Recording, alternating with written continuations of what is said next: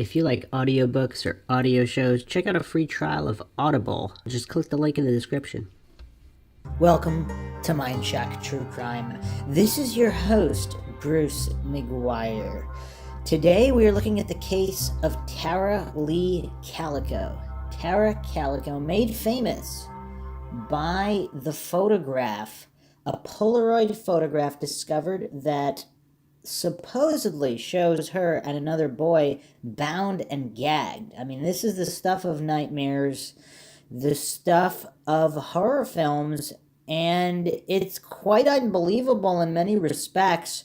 The case is still officially unsolved, although there have been some developments in the past decade that, there was about 2 decades with nothing. So this occurred September 20th. She disappeared September 20th, 1988, and then there really nothing until 2008 other than the Polaroid. So we'll be examining this case. There's a lot of oddities here. Some people believe, for all intents and purposes, it is solved with the guilty parties named. And we'll be getting to those theories as well, but one step at a time. We'll be going over one of the most infamous cases in true crime. Any true crime follower has at least heard about this case in passing. I mean, it is probably considered one of the top 10 true crime cases, and we will be dissecting it in typical MINDSHOCK fashion with logic and reason at the forefront, careful not to commit any logical fallacies or biases in examining this case, just like we do with all the other cases. If you enjoy the podcast and want to support it, you can donate to our PayPal. Just check the link in the description. Make sure to subscribe to the channel. Hit that bell for notifications. Make sure your device allows those notifications to come through. If that's still not working, you can just go to youtube.com/MINDSHOCK to manually check for the latest updates or peruse our ever-growing back catalog. Like this podcast, shared across social media platforms, cold cases and missing persons cases often only get solved if awareness is kept up. These victims may be gone, but they are not forgotten. So spread awareness far and wide. A lot of social media platforms you can share on. You can also find MINDSHOCK on Twitter, Facebook, Reddit, and Patreon. Patrons do get priority for case topic, logical analysis, co-podcast, or requests. You could also be a guest on the podcast depending on your tier. Questions, comments, theories, thoughts, suggestions, rebuttals, debunkings of any kind, leave them in the comment section.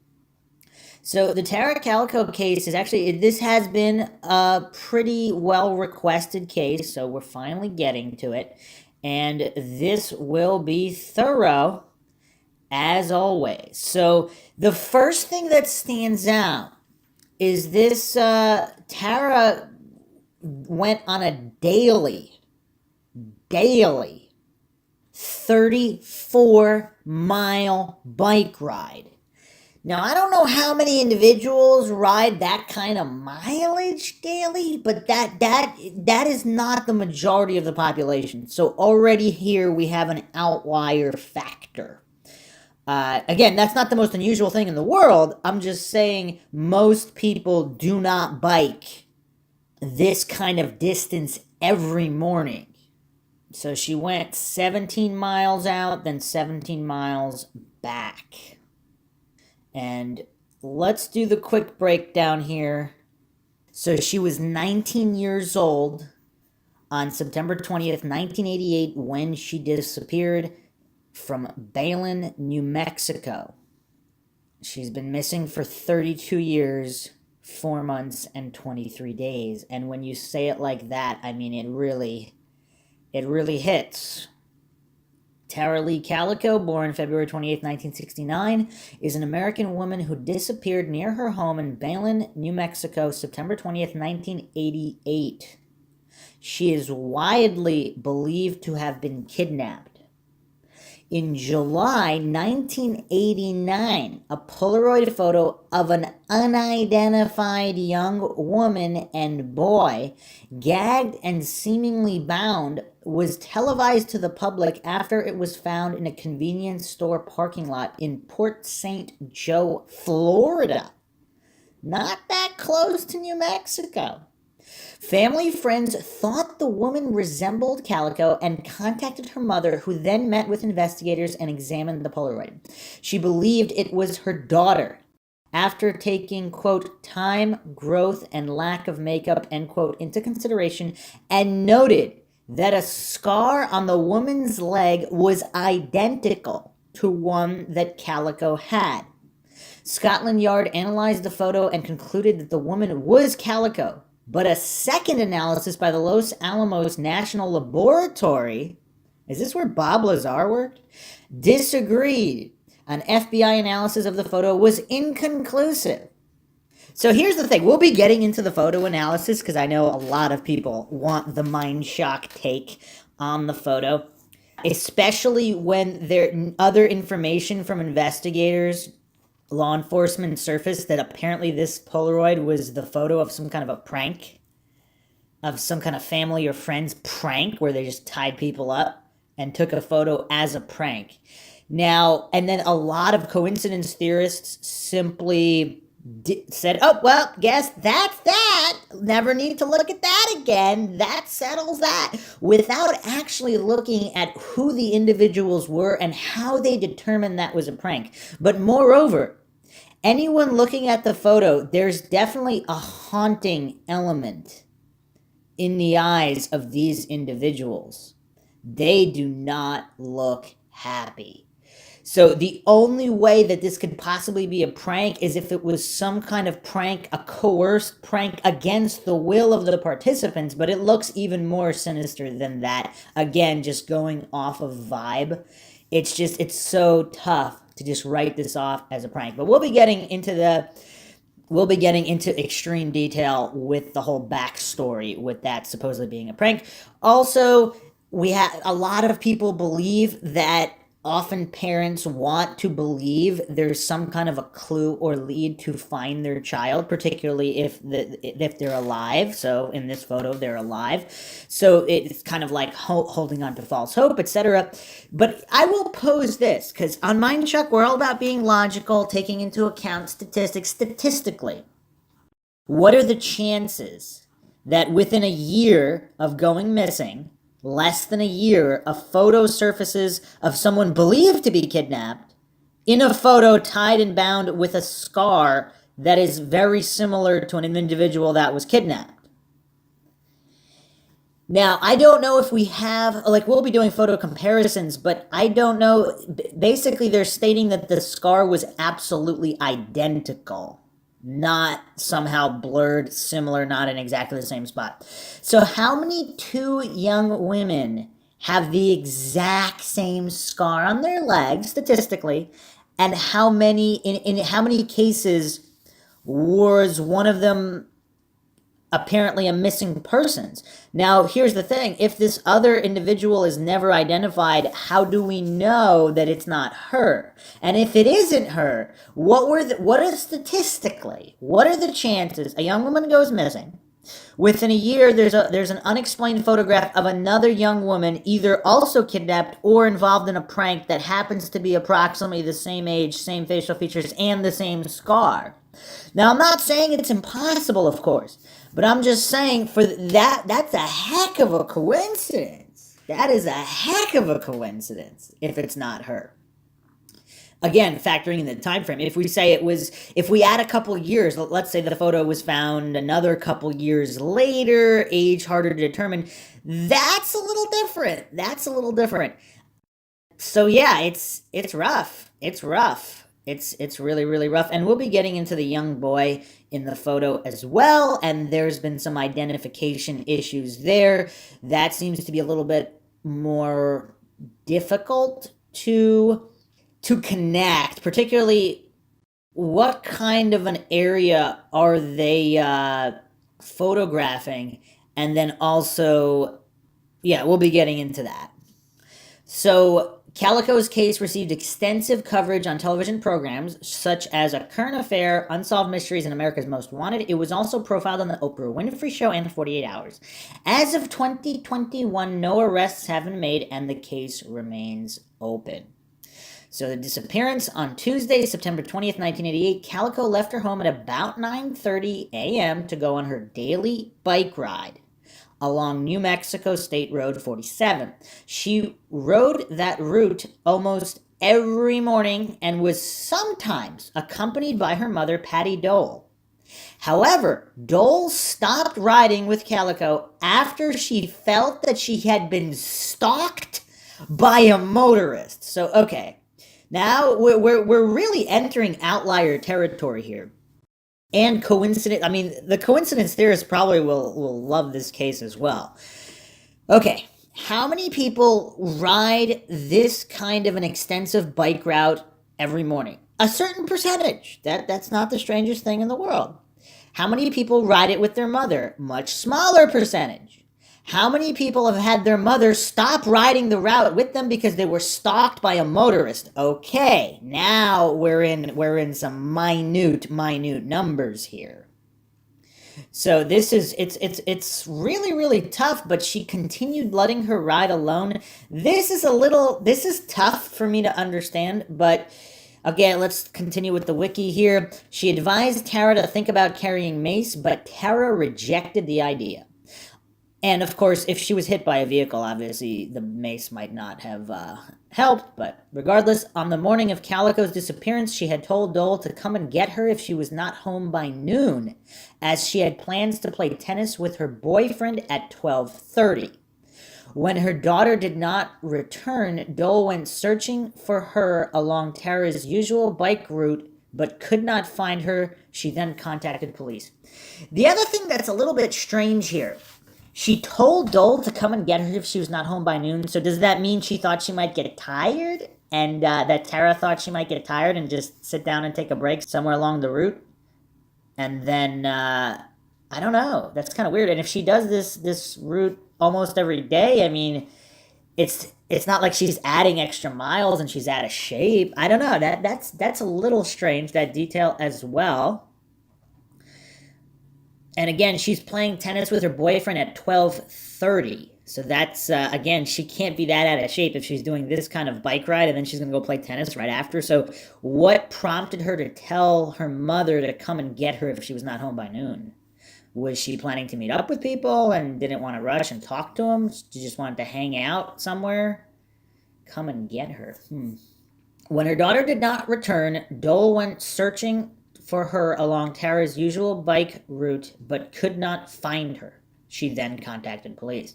Pieces of Calico's Sony Walkman and a cassette tape were later discovered along the road. Dole believed that she might have dropped them in an attempt to mark her trail. Several people saw Calico riding her bicycle, which has never been found. And we'll actually get into those details of the bike as well. No one witnessed her presumed abduction, although several witnesses observed a light-colored pickup truck, possibly a 1953 Ford, with a camper shell following closely behind her. And does that photograph look like it's taken inside some kind of camper shell? Okay, so the photographs here. On June 15th, 1989, a Polaroid photo of an unidentified young woman and a boy, both gagged with black duct tape and seemingly bound. And they're saying seemingly because if you look at the photo, if their arms are not bound, it looks like they're pretending they're bound, because why would somebody randomly lay down on their arms like that, or lay down sideways with your arms, both arms behind you? That's probably not the most comfortable position. I don't know why they're using the word seemingly, unless they're going with the story that this is some kind of a prank and they were faking it. But if you're going to fake it to the extent that you put duct tape on your face, why would you not tie the wrists if you're just faking? I don't know. It's really bizarre, but it's a very unsettling photograph, and I can't even look at it for that long, because the look in this young woman's eyes is just not good. It's very, very disturbing.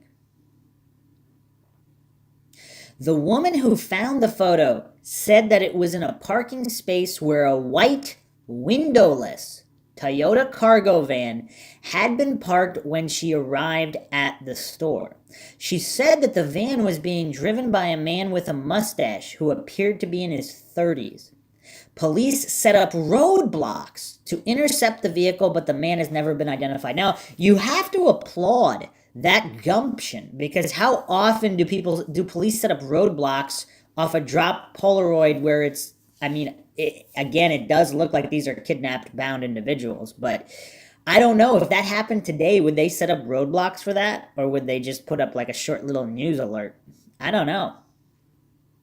According to Polaroid officials, the picture had to have been taken after May 1989 because the particular film used in the photograph was not available until then. So that would mean that it was, so again, is that a little strange? So between May and June, so this film was only being sold for approximately a month. So that's interesting, because that means whoever took the photo would recently have had to have purchased the film and not using some kind of older stock that was just lying around. They specifically would have purchased new film for possibly the purpose of taking this photo. For what, though? It's really bizarre, because what's the point? Did they drop the photo accidentally? Are these photos part of their own private sick collection and they accidentally dropped it? Or did they want to leak it for whatever reason, just to screw around and cause some trouble? Cause public panic, whatever these criminals do, that they like to feed off of this panic and fear. The photo was broadcast on A Current Affair in July, and Dole was contacted by friends who had seen the show and thought the woman resembled Calico. Relatives of Michael Henley, also of New Mexico. So again, let's add this to the probability stack.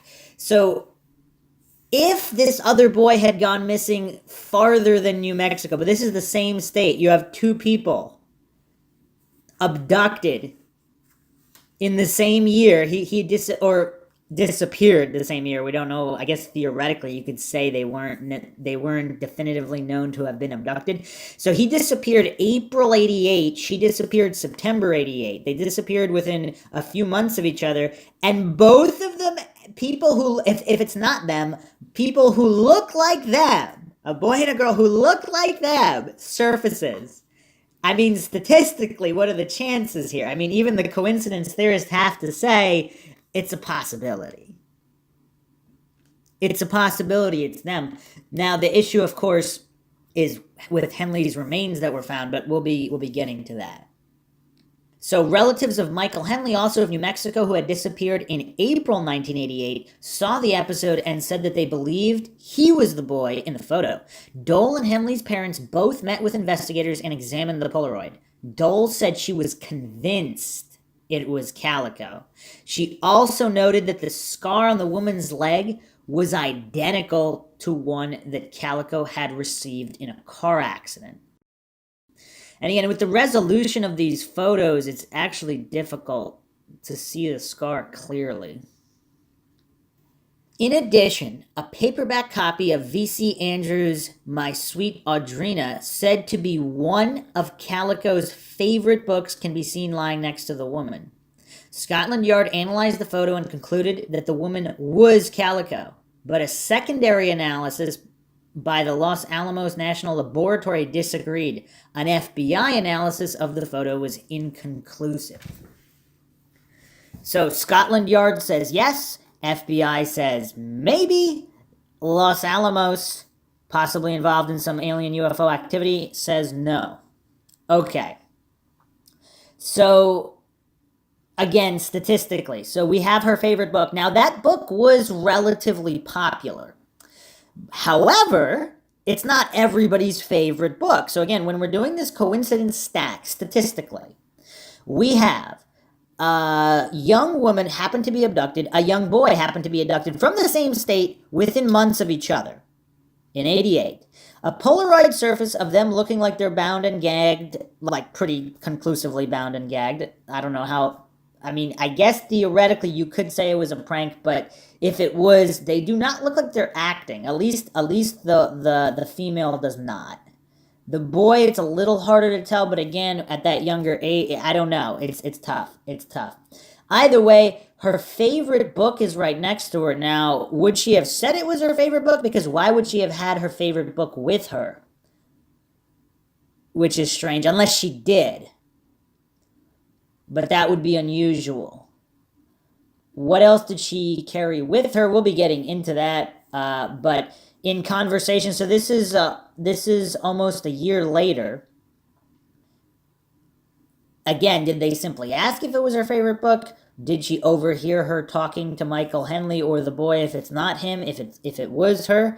Again, the coincidence stack is quite high. Again, I would say it's if we take each individual factor by itself, like if there was that book just happened to be in a van. That's not unusual. 1989. It's a relatively popular book. But when you add all of these other variables, missing female from New Mexico, missing boy from New Mexico, their parents say it looks exactly like them. Okay, well, and the scar on her leg. It's not just that, it's the scar. So it's tough. It's really, really tough. So yeah, to write it all off it's bizarre. It's bizarre. But again, if you were writing a movie, if you were making a movie and you just say, oh, by the way, somebody dropped a Polaroid, it would, I don't know, it would seem a little unlikely. It's bizarre. Henley's mother said that she was almost certain it was Michael in the Polaroid. Okay, so there's a difference here. Henley's mother says almost certain. Tara's mother is convinced. So Tara's mother is certain. Henley's not 100%, but relatively certain. So that's an interesting point as well. The identification of the boy in the photograph as Henley is considered highly unlikely. His remains were discovered in June 1990 in the Zuni Mountains, about 7 miles from his family's campsite from which he had disappeared and 75 miles from where Calico disappeared. Police believe that Henley wandered off and subsequently died of exposure. So, okay, obviously it's possible the boy is not Michael Henley and the girl is Tara Calico. That's a possibility as well. But to exclude him, again, the boy in the picture, roughly the same age. Similar in appearance. Now, his head is smaller and he's farther from the camera. So it's going to be obviously a little bit harder to identify him because the duct tape is taking up more of his face. But it's still tough. But is it beyond the realm of possibility that he was dumped, his remains were dumped there however long after? So I wouldn't consider it out of the realm of possibility that that's Michael Henley. However, it's more likely that the female is Tara Calico than the male is Michael Henley, particularly when his mother was not 100% convinced. She said almost certain, and you have to appreciate her honesty because as I mentioned before, a lot of parents or family members, they just want that false hope so much. They say, yeah, it's definitely them, investigate more. She didn't do that. She made that caveat, almost certain. She was not 100% certain. Okay, other photos. In 2009, 20 years after the Polaroid photo was found and shared by the media, pictures of a boy were sent to the Port St. Joe police chief, David Barnes. He received 2 letters, postmarked June 10th and August 10th, 2009, from Albuquerque, New Mexico. One letter contained a photo printed on copy paper of a young boy with sandy brown hair. Someone had drawn a black band in ink on the photo over the boy's mouth, as if it were covered in tape as in the 1989 picture. The second letter contained an original image of the boy. On August 12th, the Star newspaper in Port St. Joe received a third letter, also postmarked in Albuquerque on August 10th and depicting the same image of a boy with black marker drawn over his mouth. The boy has not been confirmed to be the same one as in the previous photo. None of the letters contained a return address or a note indicating the child's identity, making the officials there believe it may have something to do with the disappearance of Tara Calico. The letters were sent at the same time that a self-professed psychic had called about Calico, saying that she had met a runaway in California with whom she worked in a strip club. The girl was eventually murdered. The caller said she had dreams suggesting the runaway may have been Calico and that she may be buried in California. Searches did not lead to any discoveries. The photos were given to the FBI for further investigation in hope of finding fingerprints or possible DNA evidence. 2 other Polaroid photographs, possibly of Calico, have surfaced over the years. The first was found near a construction site in Montecito, California, and is a blurry photo of a girl's face with tape covering her mouth and light blue striped fabric behind her, similar to that on the pillow in the Toyota van photo. It was taken on film that was not available until June 1989. The second photo shows a woman loosely bound in gauze, her eyes covered with more gauze and large black framed glasses, with a male passenger behind her on an Amtrak train. The film used was not available until February 1990. Calico's mother believed the first one was Tara, but thought that the second may have been a gag. Her sister stated they had a striking, uncalming resemblance. As for me, I will not rule them out, but keep in mind our family has to identify many other photographs, and all but those 3 were ruled out. So another point to make here. There was a whole bunch of other photographs, and they all ruled them out, said it wasn't her. So another interesting point there. And another quick point, according to other sources, Tara only took her Sony Walkman, her headphones, and a cassette tape of the band Boston. So apparently she did not take any books or any other items. And regarding the comment to come pick her up, apparently that was sort of joking, as if she might get a flat tire to come pick her up. Just extra context there. And the ride usually took about 2 hours. Okay, regarding the 2 additional Polaroids, the one in the train, just, I don't know, the guy in the photograph looks like he's joking around. I can't tell. And then, of course, the woman's face is away from the camera, so it's really hard to tell. But would they be sitting on it? Would he have her hands bound like that in a public train? I mean, that's gauze, but yeah, that just looks like whatever. I mean, she could break through that easily, right? If it's gauze and on her legs. There's just the picture it just seems weird, super weird.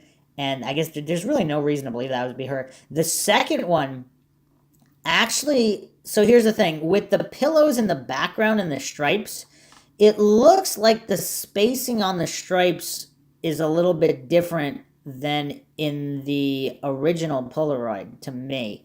But even if it's not, however, the woman in the image does look a little similar to the woman in the Polaroid, possibly a bit older version. But just another remark from looking at photos of Calico, her eyebrows look like they arch slightly more than the young woman in the photograph.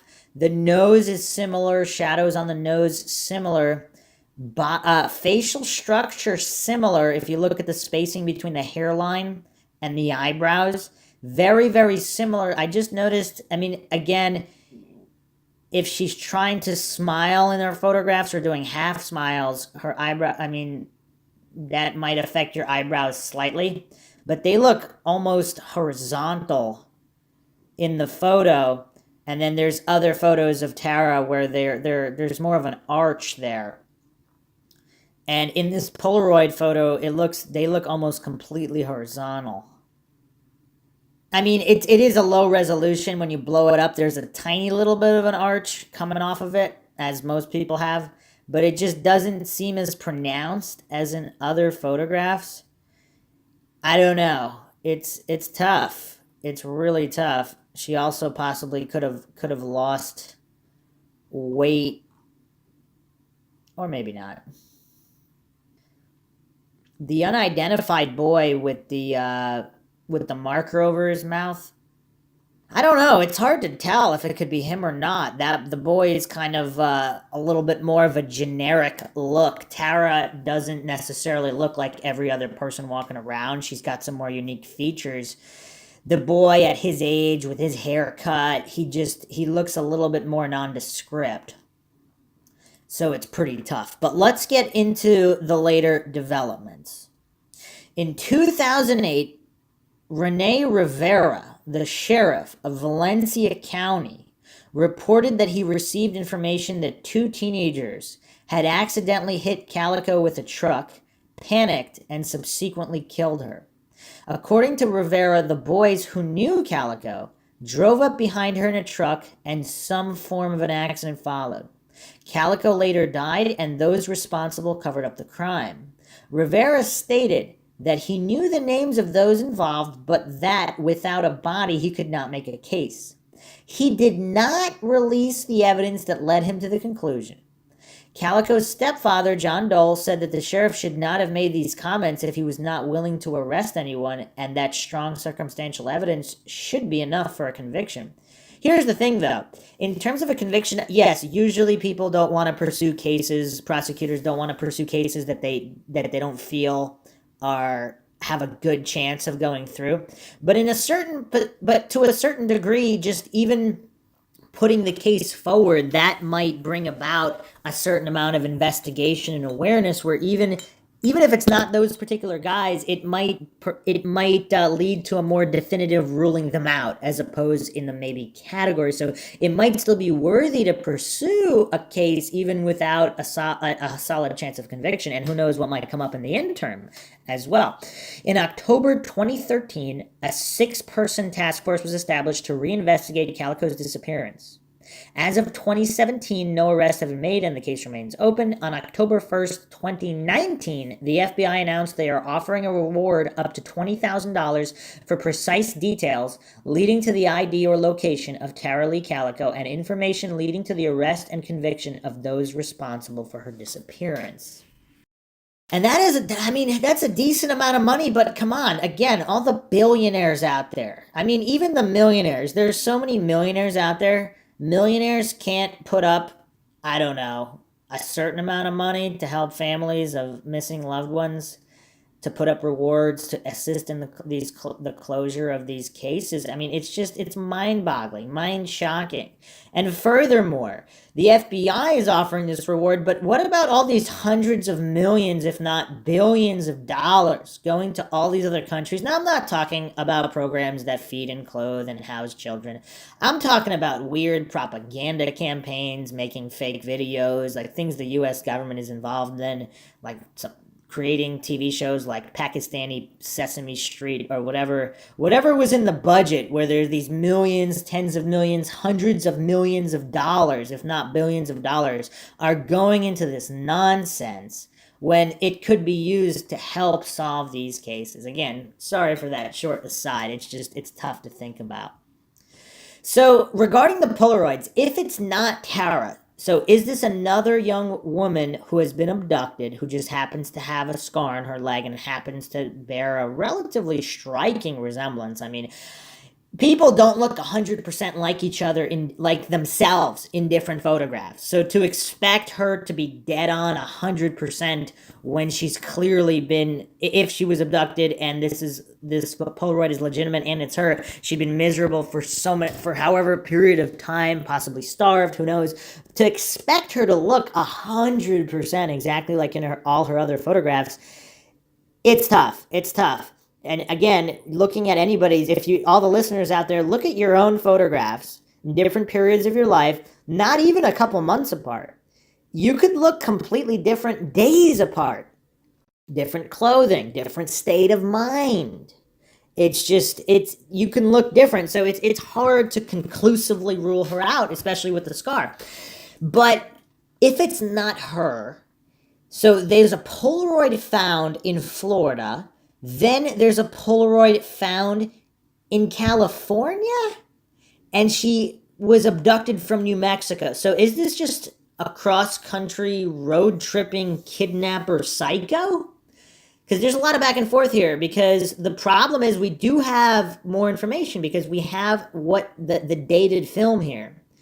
So if this information from Polaroid is accurate, which we have no reason to believe it's not accurate, they should be able to know when they're to test the film and know when it came out. It'd be nice if another independent photography expert lab corroborated the information put forth by Polaroid, just to be 100% sure.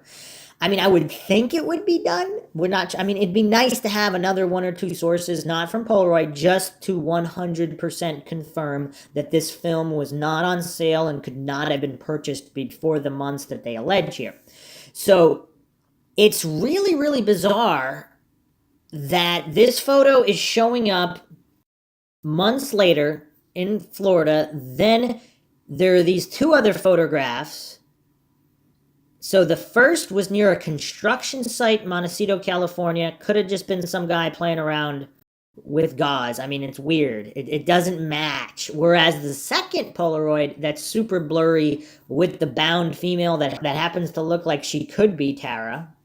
And so it was found near a construction site. And it's not stated where the second Polaroid was found. The phrasing in all of these articles that 2 additional Polaroid photographs have been found since her disappearance.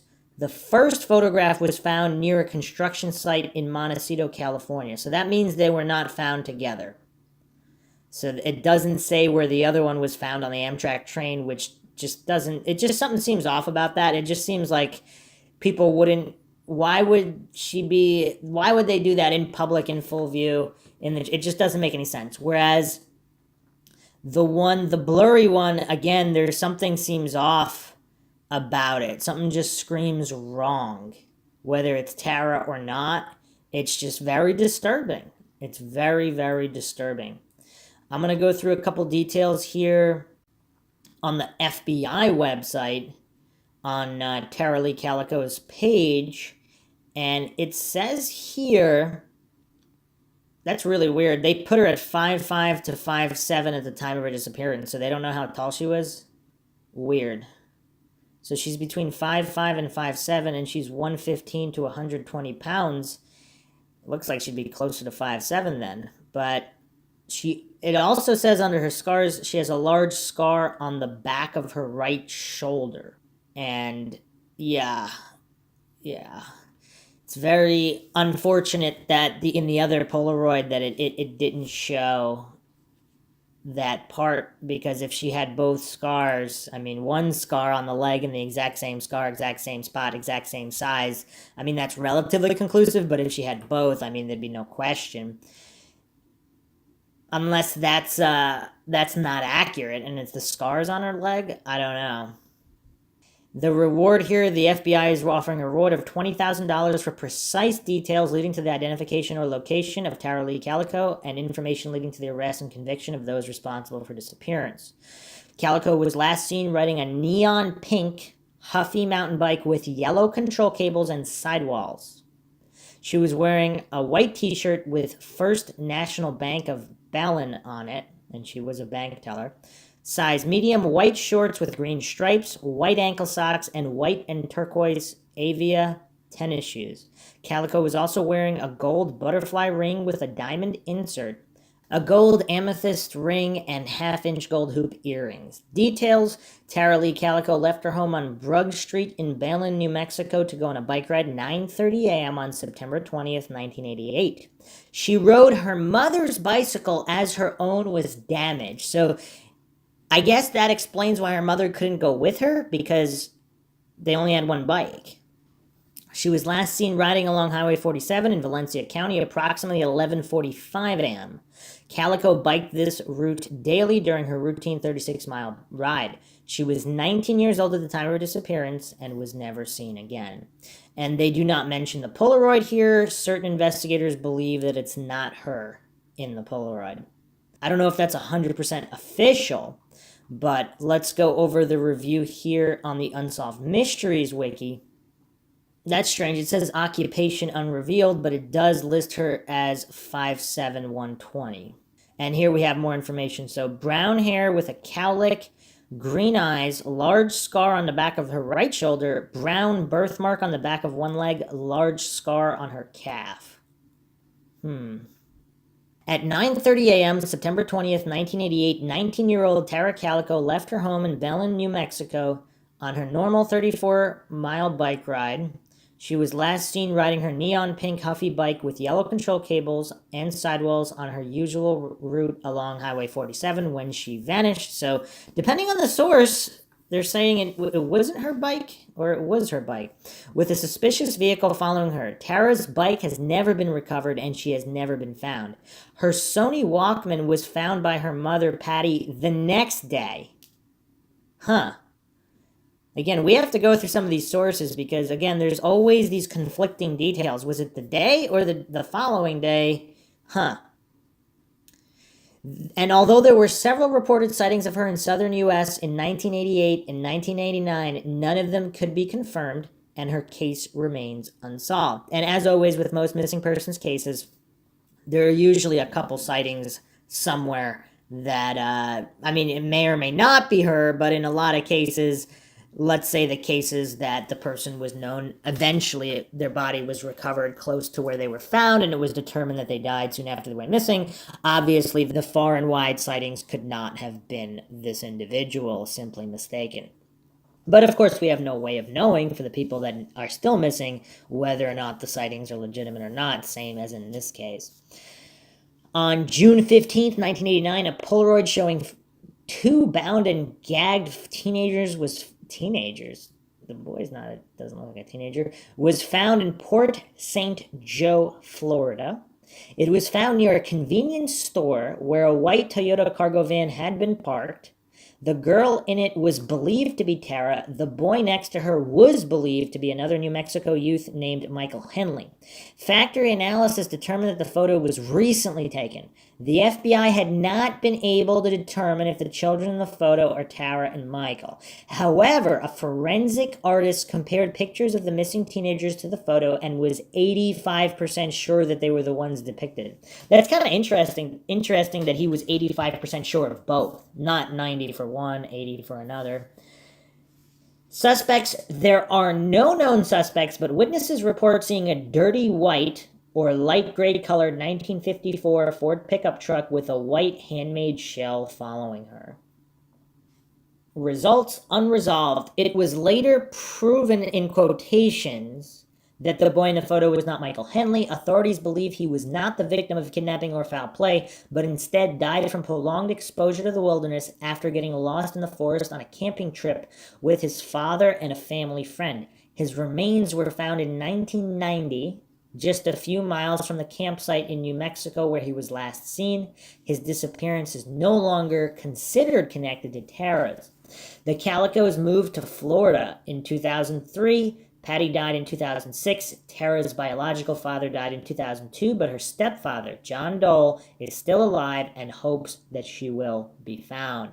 Two other photos believed to be of her have surfaced in the years since her disappearance. However, the last one, showing a woman with bandages over her face on an Amtrak train with a man sitting next to her, is believed to be a prank. Investigators no longer believe that Tara was the girl in the photo. Instead, they have learned from witnesses that she was most likely killed on the day of her disappearance. A man named Henry Brown made a deathbed confession to police. He said that shortly after her disappearance, he had been in the basement of a man named Lawrence Romero Jr.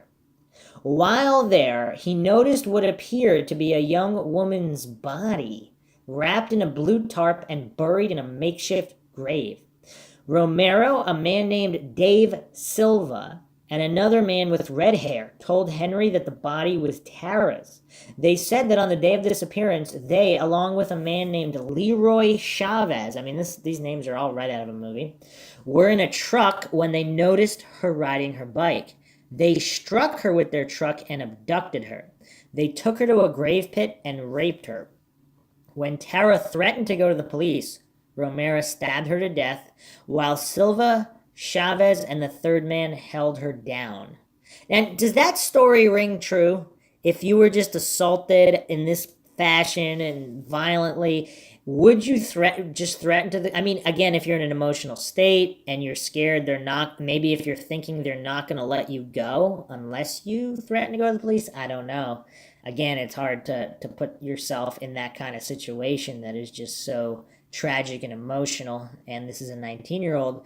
Off the bat, it seems like it might be smarter to not threaten to go to the police. I mean, a lot of times, victims of crimes make the opposite plea. They say they won't go to the police if they let them go. So I don't know.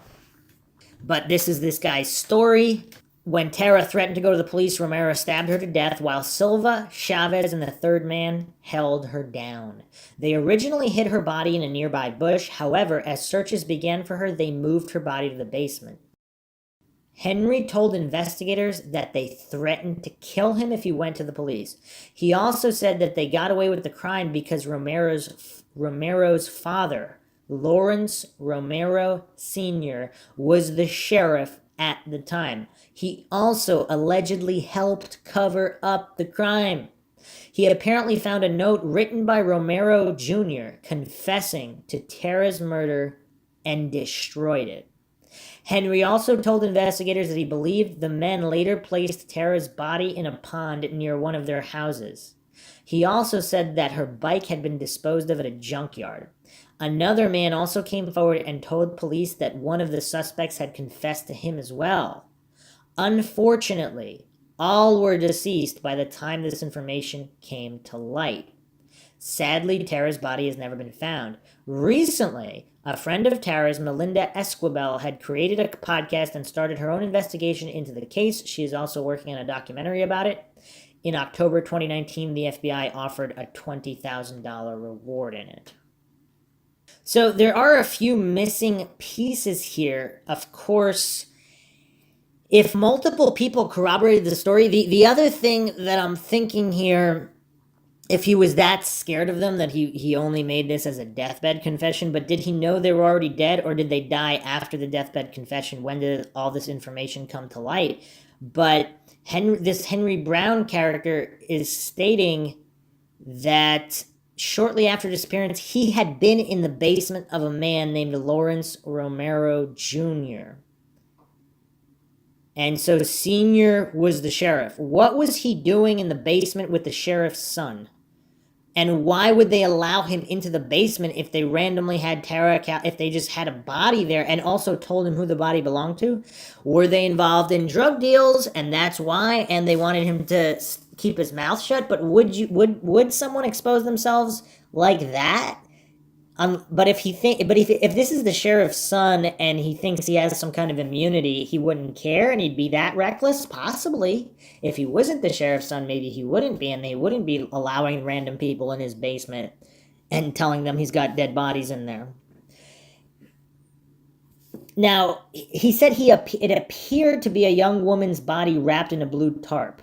So what does that mean? Is it possible it wasn't any kind of body? What if they lied? What if he's telling the truth and these guys were screwing around? There's always people with these bizarre, sick, twisted senses of humor after tragedies. When people go missing or are killed, they make jokes about it. So he's not claiming that he saw her face or even that he saw that this was any kind of body. It looked like a young woman's body wrapped in a blue tarp. So if it was completely wrapped, is it possible it wasn't a human body? I don't know. I'm just trying to examine all the options here. But if he was convinced that it was, and he was that terrified of these men, then perhaps he would keep the secret. Now, a lot of people doubt this story because supposedly there's really not that many ponds in that area. And after this information came to light, it would seem that they would have searched ponds and areas, and nothing has been found, of course. But we don't know that for sure, obviously. But it's an interesting story. He named names, so it's not super vague. There was only one guy that he didn't know the name of. He named all these other guys, and then we have this story that Lawrence Romero Sr. helped cover up the crime and found a note from his son confessing to the murder and destroyed this note. Interesting. So Here's a great article on this case, Medium.com, the True Crime Edition by Kim L. Pasqualini, published July 13th, 2020. It was September 20th, 1988, a beautiful sunny day in Belen, New Mexico. Tara Calico, 19, decided to go out for her daily bike ride at approximately 9:30 a.m. that morning. Normally, the beautiful teen would ride with her mother, but there had been an incident where her mother had felt they were followed by a motorist, and she no longer felt comfortable going along. Again, there's a conflicting statement here in the FBI website. The FBI is stating that her mother's bike was damaged, which is, her bike was damaged, so she took her mother's bike. And this incident is it possible this incident with the motorist was imagined by her mother? Or maybe not imagined, maybe they were just being obnoxious, like some motorists are, but it wasn't necessarily nefarious. There wasn't an actual real plan to stalk and abduct. Or what if there was? In which case, wouldn't that be connected to her disappearance? She encouraged Tara to carry mace, but Tara told her mother no. The ride typically took 2 hours. Joking, Tara asked her mother, Patty Dole, to come and get her around noon if she got a flat tire and had not returned. Tara had plans to play tennis with her boyfriend 12:30 p.m., giving her plenty of time to finish the ride. Tara took her mother's neon pink Huffy mountain bike and left their house to ride her regular route on New Mexico State Road 47. The only thing Tara took with her was her Sony Walkman, her headphones, and a cassette tape of the band Boston. When Tara did not return, Patty went out to look for her, driving Tara's usual route. When she returned home and Tara was not there, Patty called the Valencia County Sheriff's Department and made a missing person report. Later that day, officers found pieces of Tara's Walkman. So again, we have another conflicting. Her mother found the cassette tape that day, or the next day. Now we have officers found pieces of Tara's Walkman along with the cassette tape scattered along the side of the road. Tara and her bike were missing, so it's later that day. An extrovert, an avid reader, and physically active, Tara worked as a bank teller and was studying to become either a psychologist or psychiatrist. She was highly motivated and would never leave without telling her mother. Witnesses came forward and said they saw an older model white or light-colored pickup truck with a camper shell in the area of New Mexico 47. They said they saw it following Tara on the return leg of her trip. Witnesses even said the passenger was the 18-year-old son of an influential law enforcement officer. So it's curious here, very, very curious of the timeline. So if the original reports at the time fingered the same guy who's the son of the sheriff, that leads a lot of credence to these later stories. But let's continue here. In 2008, News Bulletin's article, Valencia Sheriff Rene Rivera said several witnesses had told him that the two young men in the truck had been following Tara, trying to talk to her while grabbing at her, and the truck hit the bicycle, knocking her to the ground. From there, the individuals took her, Rivera said. There have been other reports too. In November 2013, a police report was filed detailing a dying confession of a witness who had identified 3 men, including the officer's son, as being involved in Tara's disappearance. The bicycle was reportedly thrown in the Belen junkyard and Tara's body thrown into a pond by the young men. So if these are all different reports coming in at different times, some of them at the time of the disappearance, some of them decades later, and they're all naming the same guys with the same story, and this deathbed confession matches up with all that, I mean, for all intents and purposes, what does that mean? There had also been reports that Tara had been raped, stabbed to death, buried, and covered with slabs of concrete. I mean, that's a common one in almost every missing person's case. In another story, Tara had been placed inside a freezer. all heartbreaking and traumatic for Tara's parents to hear. Police have dug up possible grave sites around Belen and in Valencia County with no results. According to an Albuquerque Journal article, the son of the officer died at age 21 during 1991, the result of a suicide or playing a game of Russian roulette that went awry. However, the father of the young man told the Journal he believed his son was murdered. Okay, all right. This is really bizarre. So, what are the options here? This story is true, and Lawrence Romero Jr. and his buddies, or whoever he was with, acquaintances, drug business partners, whoever these individuals are, they hit her, they abducted her, they murdered her, and in 1991, either he committed suicide, either it was an honest game of Russian roulette, if you could call it that, or he was murdered and made it to look like a suicide or game of Russian roulette. And Senior, who possibly helped him cover up the abduction, rape, and murder of Tara Calico, is stating that he believes his son was murdered. Wow, what a mess. And of course, he could be murdered, because if he runs with these kinds of individuals, he's a criminal himself, a murderer himself. It's possible he was. So we have the gauntlet run here of possibilities, and it seems difficult to rule out any of them. Because also, if he had a crisis of conscience, I mean, this is only a couple years later. He's 21 years old, so he would have been Tara's age. This is really, really tragic across the board here.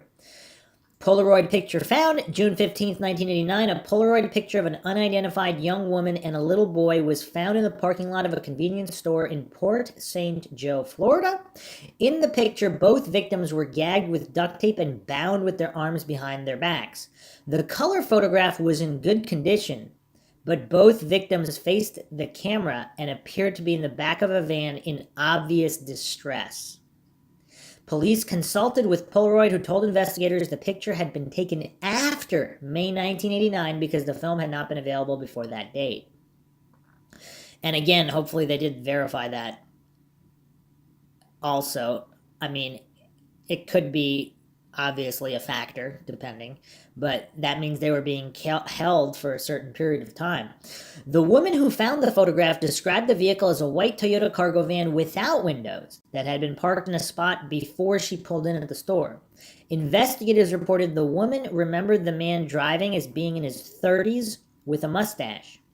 Port is a smaller community of only 10,000 people in 1989. Police set up roadblocks, but the man has never been identified. I'm assuming that means they never found the vehicle, because all of these articles are stating that this man was never identified. Does that mean they did stop a white van and nothing was in the back and it wasn't this guy driving it? So then, I don't know. In 1989, the photograph made national news and broadcast on the show A Current Affair. After it aired, friends who had seen the show called Patty and told her they thought the girl in the photo resembled Tara. Relatives of Michael Henley, 9, also saw the episode and thought the little boy in the photograph resembled Michael. The little boy had been missing since April 1988 from New Mexico as well. Tara's and Michael's parents met with detectives. Patty left the police department convinced the young woman in the photo was her daughter. She noticed a scar on the unidentified woman's leg was identical to an injury Tara had sustained in a car accident. In addition, a paperback book of V.C. Andrews' My Sweet Audrina was lying next to the woman and Tara's favorite author. Scotland Yard analyzed the photograph, concluded the woman was Tara, but a second analysis by the Los Alamos National Laboratory disagreed with Scotland Yard. The FBI's analysis of the photo was inconclusive. Michael Henley found. Michael Henley had gone missing while turkey hunting with his father in 1988, about 75 miles from where Tara was abducted. And again, regarding that distance of 75 miles, that is not a gigantic distance for possible transients or kidnappers who are driving around the country kidnapping people. Just an interesting point there. I mean, anything within the state that should be considered possibly not coincidental. His mother and father were convinced the Polaroid was of their son. However, that is now considered highly unlikely. His remains were eventually discovered in June 1990 in the Zuni Mountains, about 7 miles from where he vanished. Other photographs surfaced. 2 other photographs have surfaced over the years, and Tara's family has had to try to identify each one as if in a bad nightmare. And I already went over those. In 2009, okay, and we already went over the photographs with the boy and the marker over his mouth, which, I mean, that is really bizarre because these were postmarked from New Mexico. But this was in 2009, so this is now 2 decades later. Is someone just screwing around 2 decades later? I mean, this whole case is really bizarre. I don't know. So the article states that authorities in Port St. Joe believe the photograph of the young boy has something to do with Tara's abduction, but it remains a mystery. Supposedly, authorities in New Mexico do not believe the two are related. Interesting. Tara's family vows to find her. Tara's mother, Patty, and her father, John Dole, have since passed away. Before her death, Patty suffered several strokes and would stare out of her window in the Florida retirement home where she lived with Tara's father. She would wait each day for her daughter to ride by on her bicycle. I'm assuming this is Tara's stepfather the author is referring to. Even though they were living 2,000 miles from where Tara had vanished, Patty would look through her window and wondered if the women riding by were her daughter. I'd have to try to explain to her that it wasn't Tara, that this was a person too old or too young, John Dole told the Albuquerque Journal in 2006 when Patty had passed away. Patty was looking for Tara right to the end. With Patty's passing, it seemed like the end of the search for Tara. Patty and John had been forced behind the continued search for Tara, even becoming deputized so they could conduct their own searches and send out thousands of flyers throughout the country. Patty worked with the National Center for Missing Adults and appeared on several national television shows raising awareness of her daughter's disappearance. According to the Albuquerque Journal, in 2013, a 6-person task force of local and federal law enforcement officers was created to re-examine the case of the University of New Mexico sophomore. A year later, the task force dismantled. It would also be curious to know if it was confirmed, so it was rumored that Lawrence Romero Jr., the son of the sheriff, senior, knew Tara Calico. Did they go to school together, high school, college, or did they know each other through other means?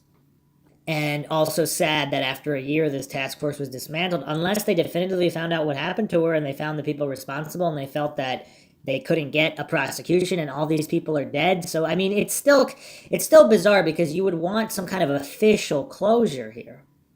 That is when Michelle Dole, Tara's younger sister, took up where her mother had left off, teaming up with Melinda Esquivel, who had known Tara as a member of the Belen High School marching band. They started a new journey together with a common goal: to find Tara.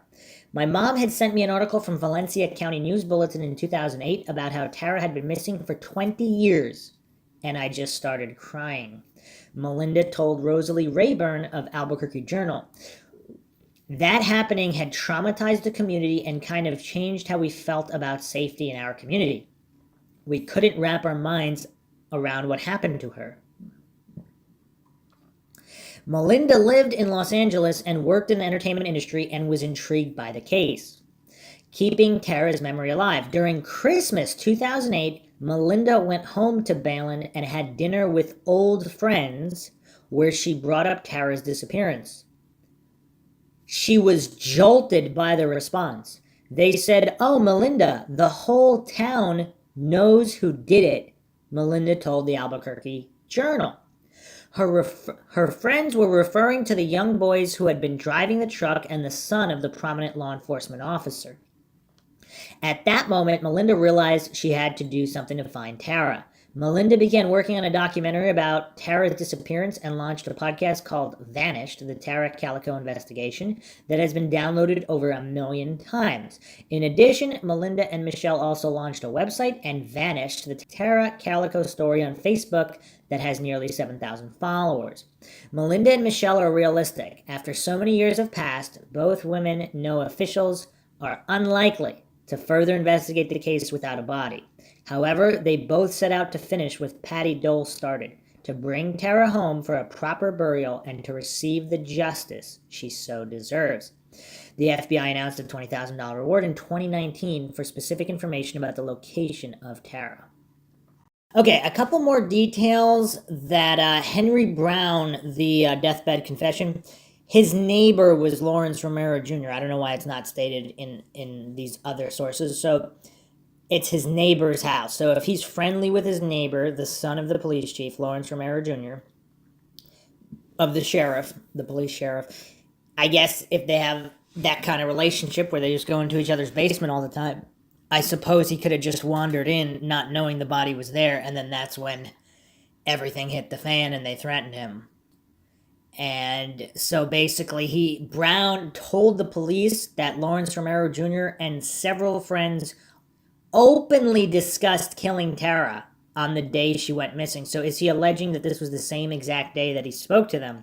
And they were openly discussing it, which is also, I mean, that's its own level of insanity.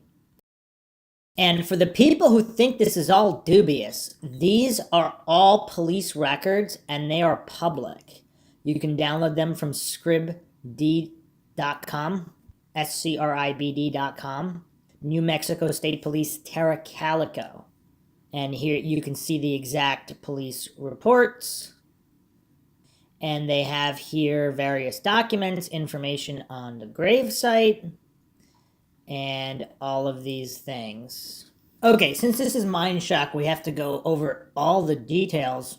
And I actually don't remember this being featured in any documentaries or reports, but pieces of Tara's broken Walkman were found at the entrance to the John F. Kennedy campground, 20 miles away, northeast or so of where there were bike tracks where she veered off the road, where Tara's cassette tape, pieces of the Walkman, and oil slick tire tracks and beer cans were found. This is the location people believe that she was taken at, which is roughly a third of her way to the one-way stop. So she would go down 47 to the end of rail tracks and then turn back. So she was relatively close to home when where this spot was. It's about 4 to 6 miles from her house. And then we have miles northeast, there was also a spot found. There was also pieces of her specific Walkman found between Gallo Peak and Capilla Peak at this campground. So now here's an interesting thing. If whoever took her, if they're visiting campgrounds, is it that much more unlikely that they were in the Oso Ridge, Blue Water State Park, Zuni Park area, Zuni Reservation area, where Henley was taken? Does pieces of Tara Calico's Walkman being found at a campground increase the chances of Michael Henley being in that photograph? So, yeah, it's bizarre. Let's not fall for false dichotomies. Is it possible there was no intention to kill her? Is it possible that Lawrence Romero Jr. did in fact know Tara Calico? Did in fact want to run her off the road, possibly even assault and rape her?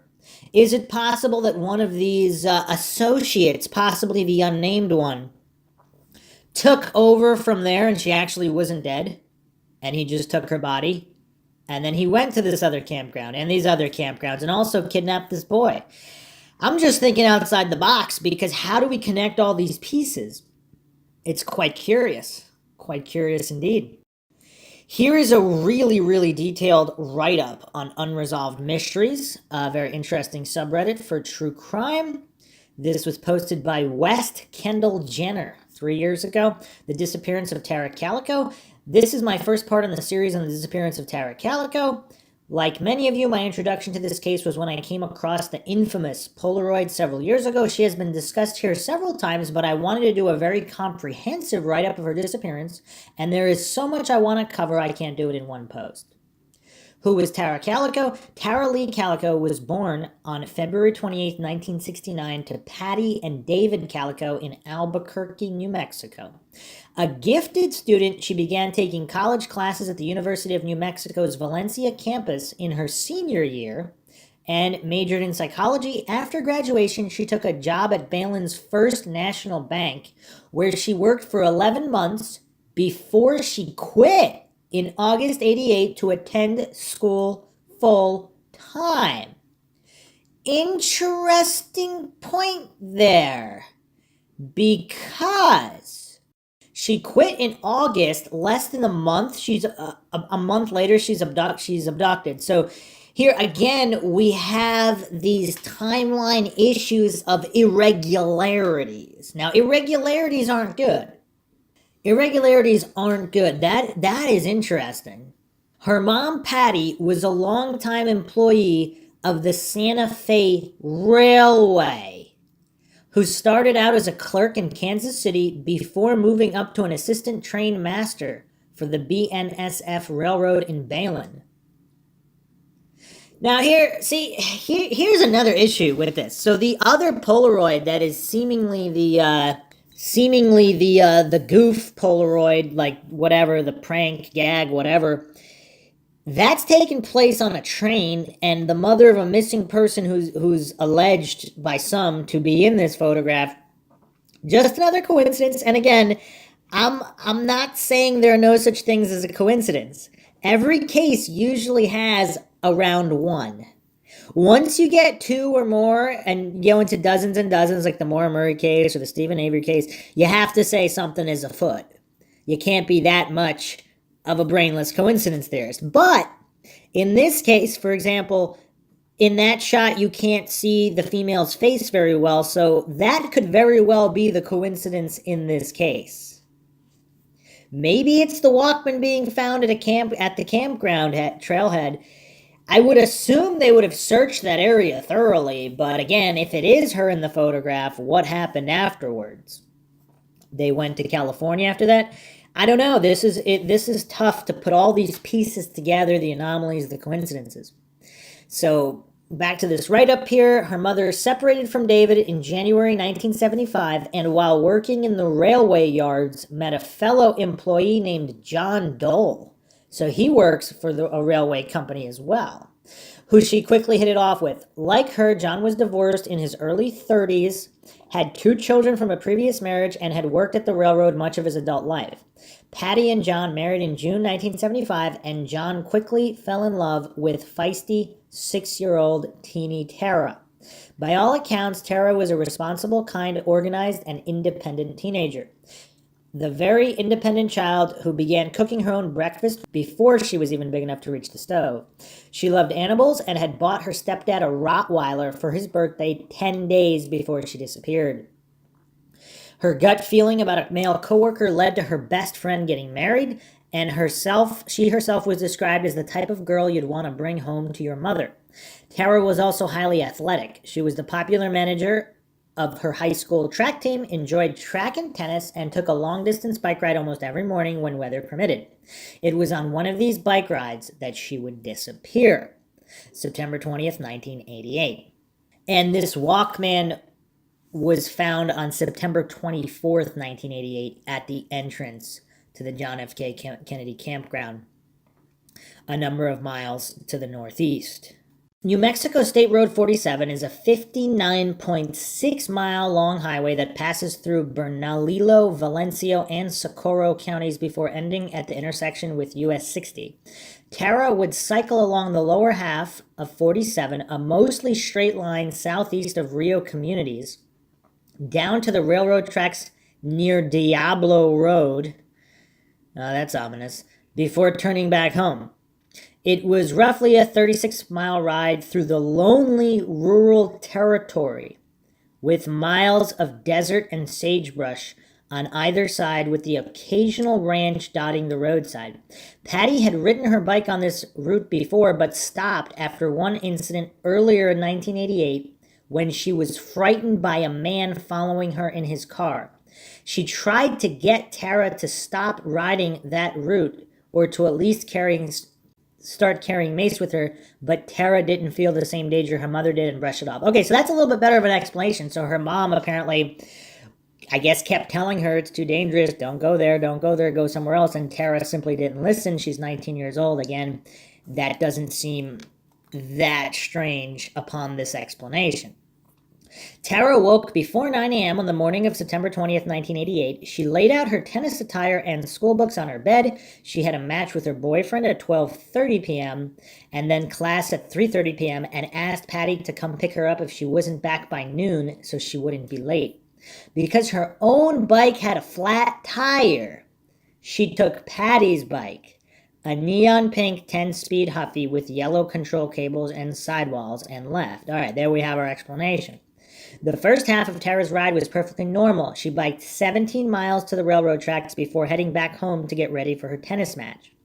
At 11:30 a.m., two ranch hands saw her biking north towards home.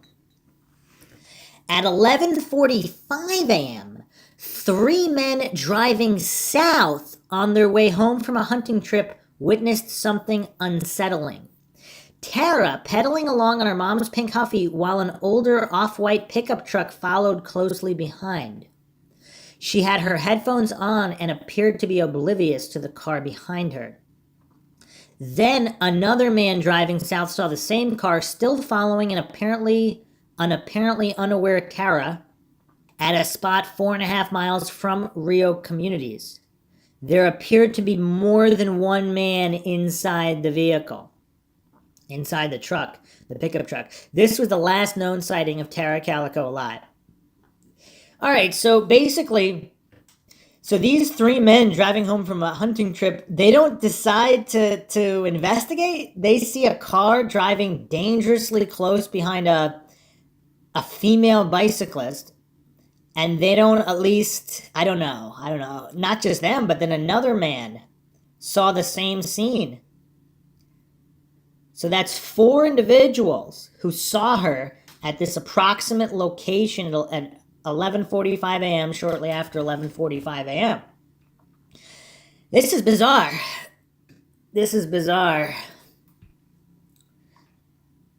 I guess it depends on how closely they were behind her, because if they were just semi-close, I mean, we've probably all seen that scene where we thought it looked a little strange, but if they're right up on her, that, I don't know, what would people do? I mean, I guess most people didn't have cell phones at the time, but would you turn around and follow and make sure everything's okay? Would you call the police to have them check? If they had done any of those things, would this have not happened? At 12:05, Patty Dole set out to look for Tara. That is a doting mother. I mean, she's supposed to be back by 12. She only gives her 5 minutes before she leaves. That's a pretty good response right there. Most people would probably wait at least 10, 20 minutes, maybe even a half an hour, an hour. She drove the whole way down to the railroad tracks and then back up again twice, but couldn't find her. Thinking she might have had an accident, she called the local hospital, but was told that nobody matching her daughter's description had been admitted. She enlisted a few of Tara's friends to help her look later that afternoon, but when they too could find no sign of Tara or the bicycle, Patty called the Valencia County Sheriff's Office. Lawrence Romero, who had been the sheriff since 1976, immediately suspected foul play. Quote, "We feel this is an involuntary disappearance," end quote. "We understand from talking to her parents and friends that this is totally out of character for her to turn up missing," end quote. Okay, what are the chances here? If his son is responsible for her disappearance, possible rape, possible murder, what does this say? That the sheriff, at this time, if he doesn't know that his son is responsible, or maybe he does and he's putting up this front, what are the chances when in all these other cases where it's obvious that foul play should be suspected, and then sheriffs just write it off? Oh, she's probably, the missing person's probably at a friend's house, or they ran away. No reason to suspect foul play. But in this case, what are the chances that if his son is responsible, the sheriff is saying this? Yeah, this is definitely a unique case. The next day, on the west side of the highway, just 4 miles from Rio Communities, police found a set of bike tracks that veered off the side of the road So, according to this, it was the next day, not the day of her disappearance. Police found a set of bike tracks that veered off the side of the road into a soft shoulder and led to a spot 100 yards away. 100 yards from the road? Where they discovered some tire tracks and fresh oil slick. A brief trail of footprints led to a spot where they found something even more ominous. Tara's Boston cassette tape and the front plastic window of her Walkman. So it was just the front plastic window. The rest of her broken Walkman was found 20 miles away on September 24th near the entrance of the remote John F. Kennedy campground at the foot of the Manzano Mountains. More than 300 land and air searchers scoured the mountains and the river Bosque over the weekend, but nothing else was found and the effort was scaled back on the 27th. I mean, these sound like extensive searches. Does that mean she was in a camper van and she got taken away? Or in another vehicle and she was taken away from that area? Or if this was Lawrence Romero Jr. and his buddies, or other individuals, possibly known to them, possibly not, if they had taken her to a basement or dumped her in a pond or whatever, did they just want to dump the Walkman there to get everybody looking in the wrong direction away from town if she was buried somewhere in town? And this is all quite tragic because if this is 100 yards from the road, so if they bumped her with the truck or scared her in some kind of way, if they were grabbing at her on the road. See, other witnesses said they were grabbing. In this article, in this write-up, it doesn't specifically say that, just following close behind. In other articles, apparently there were, I think, 7 individuals who spotted her. Not sure if they also spotted the truck, though. So other individuals might have simply seen her riding back towards home. So, I mean, it's all quite tragic because Lawrence Romero Jr. also lives relatively close to her. So this isn't a case of her biking all the way out to Diablo Road, something happening out there where no one sees anything. She's actually getting relatively close to home, and there's plenty of witnesses that see this incident with the truck.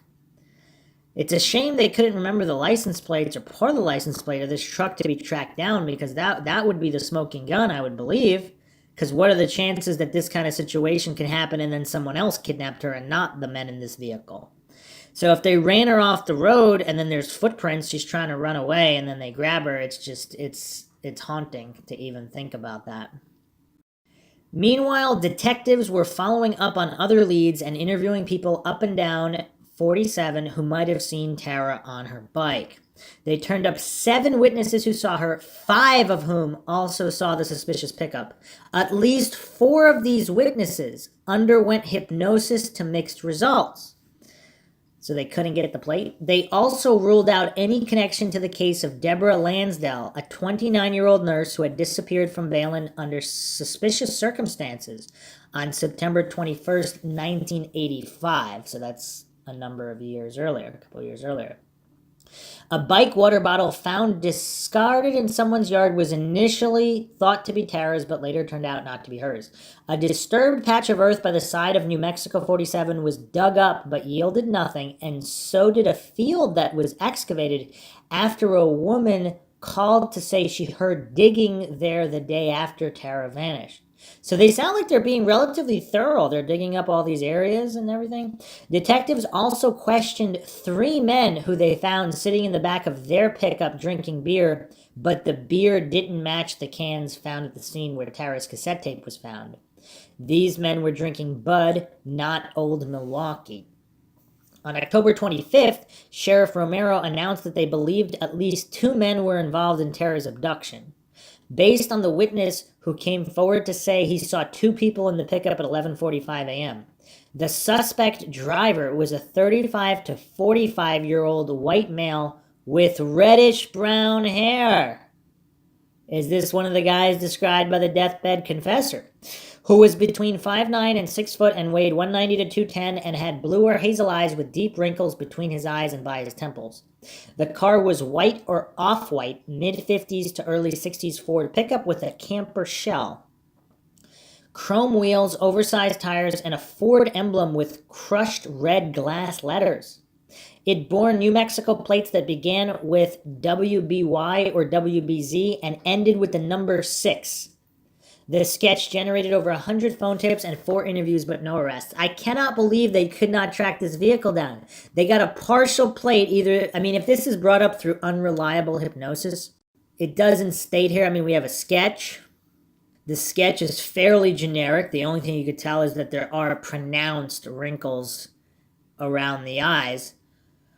But if this partial plate is accurate, if they have the beginning and end of the plate, if that's accurate, and again, if they're saying it's 6, I guess if it was far away, I mean, it possibly maybe could have been 5. What else looks like 6? Maybe even 8.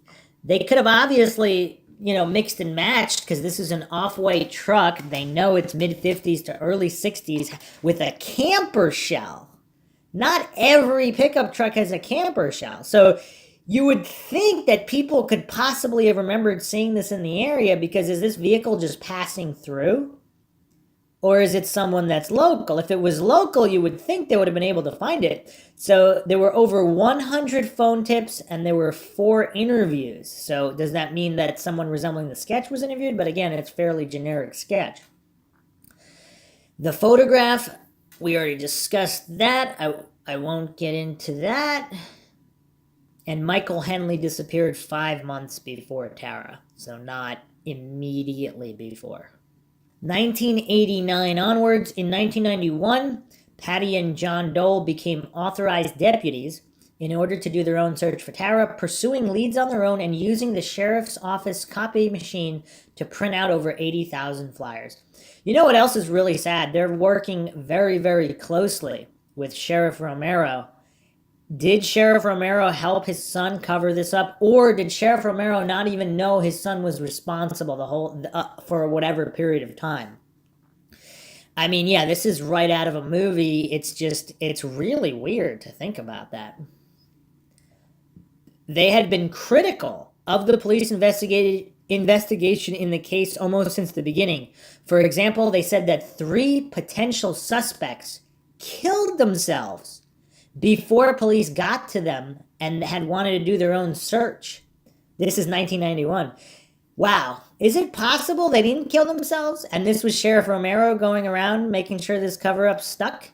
Because if his son was either suicided or killed, or actually committed suicide in 1991, did he just tie up all the loose ends? Because what if he unwittingly was forced to help somehow? If he overheard them talking or something of that nature and he didn't really want to, but on the other hand, maybe because of ego, he didn't want to be known as the sheriff whose son had done this while he was investigating under his nose, basically. I mean, how would you react if you're in that situation? It's easy to talk about it from the sidelines, but if you really try to put yourselves mentally in these individuals' shoes, it's very difficult. How many sheriffs would have their ego get the best of them and cover something up like this instead of being known as the father of the murderer if you're the sheriff? It's just really bizarre to think about. If that's true, of course, this is MINDSHOCK, where the only thing we know for sure is that we don't know anything for sure, and I'm not alleging anything is true or untrue. I'm just going over information reported here.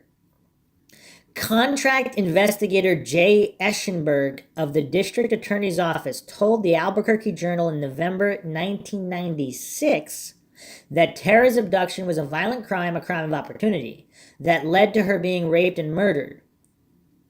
Detectives had always assumed that she was kidnapped by more than one person due to her physical fitness, and Eschenberg identified a trio of suspects that he strongly believed worked together.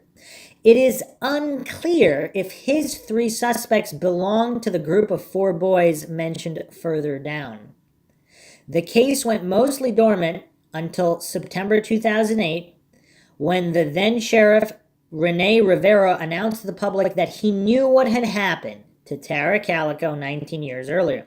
According to him, 4 boys who knew Tara accidentally hit her with their pickup truck while she was biking along 47, threw her and the bicycle in the back of their truck, and took her to a gravel pit.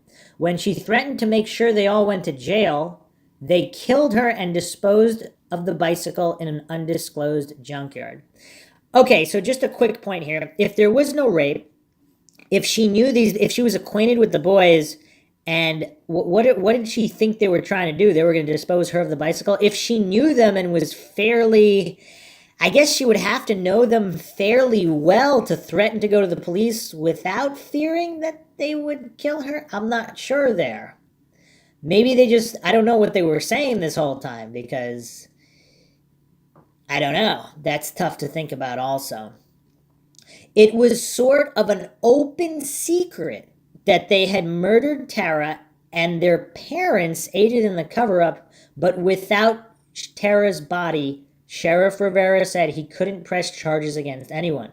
This angered John, who questioned why he would publicly say this if he wasn't going to arrest anyone with the circumstantial evidence he had said. So how many of the overlap between these suspects are these other suspects that committed suicide, and possibly another different trio by Jay Eschenberg of the DA's office? So he had a trio of his suspects in mind, and then there was this other group, which may or may not also be part of a group that committed suicide early on in 91, by 91. Yeah, this is not a simple case.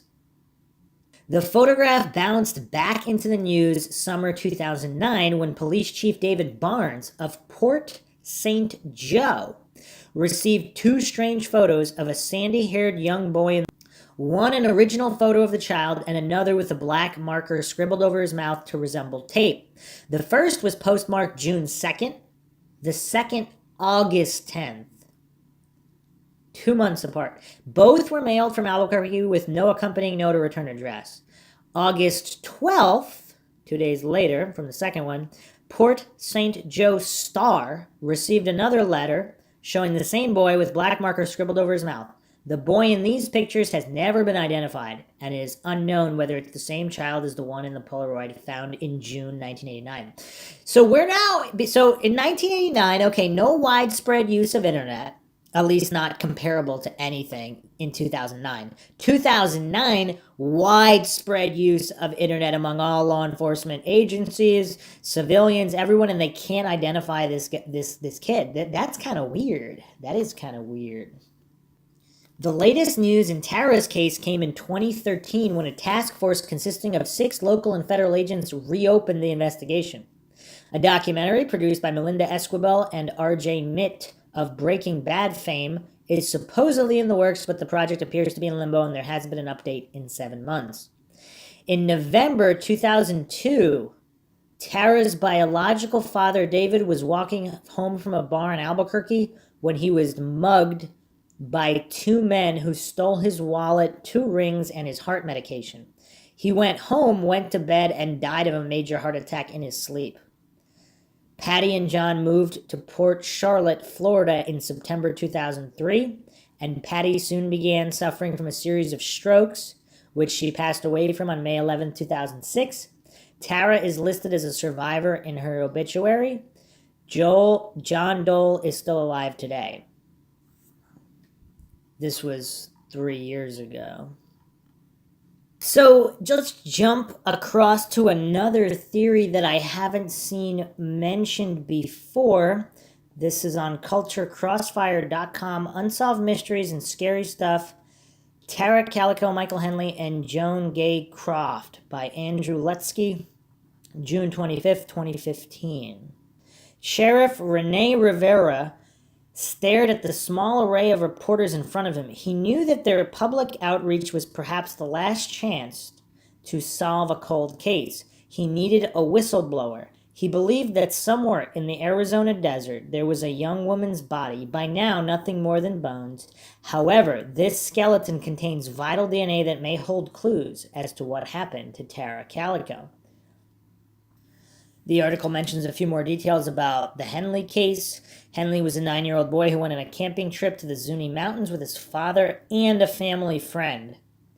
April 89, within 20 minutes of arriving, Henley had disappeared, and the search for him by family and the police turned up nothing. And then the article goes on to go over the photos that we already went over. For the next 20 years, the case lay cold. Sheriff Rene Rivera, in charge of the county where Calico disappeared, came in front of the press and revealed that the investigation of the past revealed that two teenagers were riding in the pickup truck in question when they saw Calico riding along the highway. Does that mean they did find the truck? How could they have the teenagers and not the truck if they had the plate and the exact type of truck? They began to mess with Calico, and in the process, the truck accidentally hit Tara's bike. She made threats to call local law and report the teen's behavior, which prompted them to abduct Calico, murder her, and hide her body in the vast nothingness of Arizona. That actually makes more sense along these lines. If they're riding next to her and tugging at her, pushing at her, if she knows them, nothing bad has really happened there. Nothing super bad. They're just kind of being super annoying and obviously endangering her, but nothing, this isn't a rape or murder at this point. It's some kind of an assault, and she's threatening to go to the police with this kind of behavior because they're grabbing at her while driving next to her and she's riding her bike. It's super dangerous. And at this point, they make the decision because they don't want to get in trouble for that, and then it spirals out of control. That makes a little bit more sense than her bringing that up after they already rape her or hit her and run her off the road. Without her body, Sheriff Rivera wasn't comfortable making an arrest. Two other teens are suspected of participating in the cover-up of the crime. So apparently these are not the individuals that committed suicide then, because this is in 2009. Now here's a 2016 update with information I haven't seen. Police records now indicate that a few boys, including an ex-boyfriend of Calico's, plotted out her kidnapping, rape, and murder. No arrests have ever been made. A documentary crew who is in the process of funding a film on this case went to Arizona and reported that some in the town where Calico disappeared from were definitely hiding something.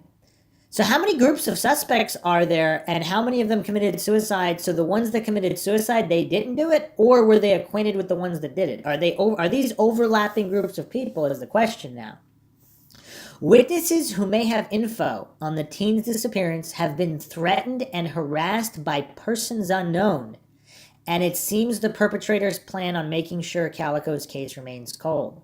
Tara's biological parents have since passed away. Her stepfather still lives in Florida and has publicly stated that Sheriff Rivera should have remained silent if he wasn't planning on making any arrests.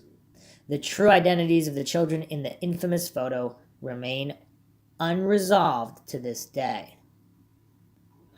Interesting. So someone is naming Tara Calico's ex-boyfriend as part of this plot? Apparently this was a plotted out kidnapping, rape, and murder, according to this update here. And then, of course, we can't dismiss the individual that apparently was made her mother feel uncomfortable and stop biking with her. Who was that individual? And is it just coincidental? Is that situation another coincidence there?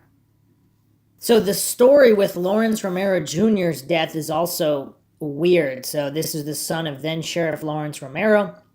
According to this West Kendall Jenner guy that wrote this write-up on Reddit that we started earlier, he ostensibly died of a self-inflicted gunshot wound to the head, possibly while playing Russian roulette. His friend says he went to the bathroom and was in there only a few minutes when he heard the shot, ran out to see what was wrong, and found Junior lying dead on the floor. However, Sheriff Romero believed his son was murdered and accused Valencia County PD of doing a shoddy investigation. So the sheriff is criticizing the county PD. There's a whole list of things pointing to the friend's guilt, including a neighbor who heard them arguing less than an hour before the shot was fired, a whiskey bottle found in the bathroom sink that he could not explain, and the bullet trajectory being inconsistent with a normal self-inflicted wound. The suspect was tried in court for evidence tampering, a fourth-degree felony in New Mexico, in relation to the case, but was acquitted. The thing that's weird, though, who goes to the bathroom to randomly play Russian roulette? Is that some kind of a weird tick, where every time you go to the bathroom, you leave a handgun there and you just pull the trigger, and then you spin and pull the trigger as often as going to the bathroom if you have a death wish or something? That doesn't make a lot of sense at all. Okay, here's another Reddit post which actually predates the other one. This is 4 years ago, posted by Coriolis. Tara Calico, about as resolved as it can get. Also from Unresolved Mysteries. I wanted to make a write-up on the case so I can have something to link to every time someone mentions the Polaroid. Tara Calico is known by most people as a possible match for a tied-up girl in a Polaroid left in a parking lot in the 80s. She went missing on September 20th, 1988, last seen taking a bike ride along a state road. Pieces of her Walkman and a cassette tape were found on her usual route. And also, so it was just the glass that was found near the road, and then the rest of it was found at the campground, 20 miles away, 20 miles northeast. What most people overlook are the case documents in the public record. I'm attempting to summarize them here and separate the wheat from the chaff, since it's a lot of content, and this person said this thing in an interview. Dying man Henry Brown requested an interview with Deputy Frank Methola that is detailed in the case docs, date not included, but I assume it had been many years after her disappearance. Brown stated that he hung out with some troublemaking teens. One of them, Lawrence Romero Jr., son of the sheriff Lawrence Romero Sr. Jr. dealt drugs and was also interested in Tara, but she was dating another guy, Jeff Abeda, who also happened to sell drugs. So these are druggies and neighbors, and wow, if this is true. Brown was partying with Junior and his buddies at Junior's trailer, specifically the makeshift basement under it. So this isn't a real basement, it's a makeshift basement trailer. Part of the party talk included Junior and his friends talking about how they hit Tara with their truck, then raped and killed her. They hid her body in the bushes, and when the search intensified, moved her under a tarp in the makeshift basement and then later to a pond. A man named Donald Dutcher also came forward in late 2013 to say one of the suspects confessed to him. The problem with this investigation, well, first off, one of the prime suspects was the son of the sheriff. Second of all, speculation that Deputy Sheriff, later Sheriff Rene Rivera, was a dirty cop who had their backs. But then why would he come out with information later then? Thirdly, all of the suspects are now deceased. Junior either committed suicide or played a game of Russian roulette, depending on who you asked, in 91, and supposedly left a note confessing, which was not entered into evidence by Deputy Rivera. The docs are vague on who the other suspects are, so I'm not going to name the names, although there are plenty. So again, it's unclear which sheriff covered this all up. Because wouldn't it be more likely that Senior disposed of the note and covered it all up? Or maybe a combination of both. Maybe Rivera gave Senior the note, then it goes missing, Rivera doesn't ask any questions, but years later, he wants to make it public. None of this really makes any sense. I mean, can't they do some kind of radar tests for skeletal remains, or is that too difficult to do? They'd have to drain all these ponds, but how many ponds could there possibly be in that specific area? And people chiming in here on these theories are stating that there really are not that many ponds around that area.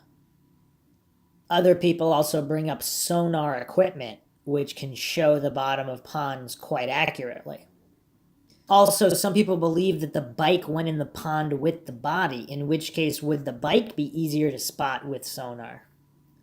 Other people also keep discussing the Polaroids. Some parents actually said they couldn't even notice their own kids depending on certain photographs. So it's, there's obviously a wide range on the spectrum of how easy it would be. A few other commentaries also list here that Patty believed that the clues were left behind by Tara in an attempt to mark her trail regarding the Walkman that was recovered near the John F. Kennedy campgrounds. Interesting. I didn't see that tidbit before. Other theories, of course, that she was sex trafficked, and of course Florida is a hub. So if they're going back and forth to Florida, is it possible they're going back and forth then to California again? It's just curious how these Polaroids were found. So a couple more details about Donald Dutcher. This was posted by the Gemini Tiger on imgur.com. Donald Dutcher had a presence among Tara Calico's class in high school, particularly among the group of boys suspected in her disappearance.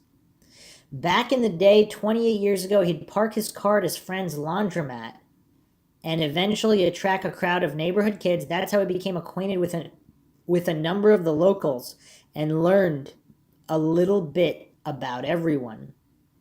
Tara Calico was described by witnesses as an intelligent, athletic, and attractive young girl throughout high school. Donald elaborated she wasn't the party type. She was more interested in staying focused on schoolwork and her various responsibilities. John Dole, her stepfather, said she had always been focused and self-sufficient as a child. Dutcher knew one of the boys suspected of being in the truck. Charles Houghton was a known drug dealer, a known drug user among his friends and locals of Belen. Throughout high school, he was constantly skipping school and smoking weed with his friends. His drug addiction eventually led to heroin later in adulthood. Houghton confessed to Dutcher, claiming he couldn't live with the guilt. Unfortunately, it was around the time that Dutcher spent some time in jail in another state and was unable to forward this information. As if you can't forward the information through... I mean, what do you mean he can't forward the information? That's weird. Agents from the task force questioned him on other people that may have been suspects, and from what I was able to verify, it seems Donald's memory of the events and the information seemed reliable. Of all the witnesses interviewed, I was the most impressed by his statement. Dutcher mentioned another boy who seemed to be the main person of interest, Lawrence Romero Jr., but didn't quite know him as well as Houghton. And these interviews were recorded on video with a video camera, according to these case file documents, which are public. Bizarre. Henry Brown, an older gentleman at the time, lived up the street from Romero. He was associated with the boys and the overall scene in a number of ways. One being he was a worker at the high school they attended, and he also relied on Romero for his drug fix. So it looks like these are all a circle of drug users and drug dealers. According to Brown, Romero lived in a trailer on his father's rental property. He had built a makeshift basement under his trailer, and that's where he partied with his friends and sold drugs. So Romero, the son of the sheriff, is a drug dealer. Sometimes, after Calico had disappeared, Brown went to visit Romero, who was partying with friends, and saw a grave wrapped in a blue tarp in the basement. So he's not seeing specifically a body necessarily. He's seeing a grave wrapped in a blue tarp, possibly in the shape of a body of a young woman. That's when Romero and his friends began to open up about the case.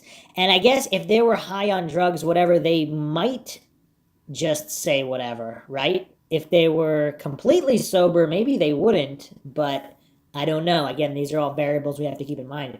Allegedly, Romero was driving an older model truck at the time, the 1950s F-100, as seen by witnesses. What?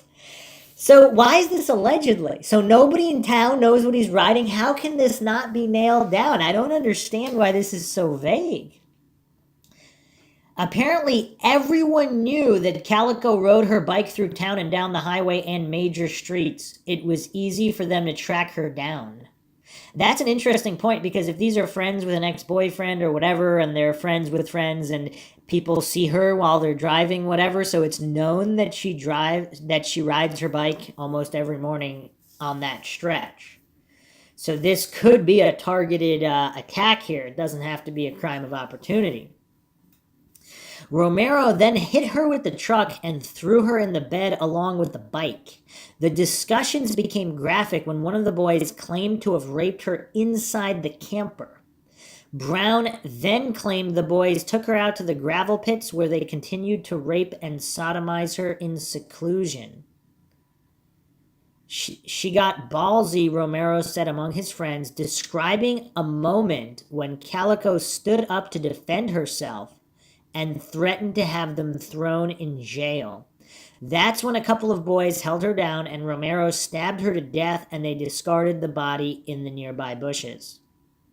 The motivation behind all of this was believed to be a malicious and violent act of jealousy. There may have been some kind of violent feud between Romero's gang and Calico boyfriend at the time, Jeff Abeda. Okay, here's a couple points here. I suppose it's possible they could have accidentally hit her. If they were drunk or high, maybe they noticed her, they knew it was her, they just wanted to screw around and they accidentally hit her and killed her there. And they just told this tall tale about her threatening to go to the cops and all the rapes. I mean, any combination of this could be true, because we don't know, of course. We're not going to take the word of drug dealers and criminals as gospel. Maybe they did rape and murder her, but she didn't get ballsy as he alleged. They were just making up stories, and part of it was true, but not all of it. Curious. When the search began, they got nervous and moved the body beneath the trailer, and that's when Brown saw it. The boys, so he saw them moving the body under the trailer? The boys threatened his life. If you ever say anything, we'll come for you next. Brown has only come forward with this information now due to failing health, and he wanted to pass it on before he died. But if all of these guys are dead already, why? I mean, shouldn't he have had come forward in 1991 when Romero, or is he afraid of friends or friends of friends that aren't dead? Tara's body was moved again to its final resting place, supposedly buried somewhere inside Valencia County somewhere. The bike was said to be discarded at a junkyard. It's theorized that Romero was never brought to justice because his father, Lawrence Romero Sr., was the chief of police at the time. Several of the witnesses believed that there was a cover-up. Brown had choice words for Sheriff Rene Rivera, who was a deputy in '88, that he believed helped cover up Calico's murder. Your sheriff there is not innocent. Months after making his statement to the police, Brown passed away.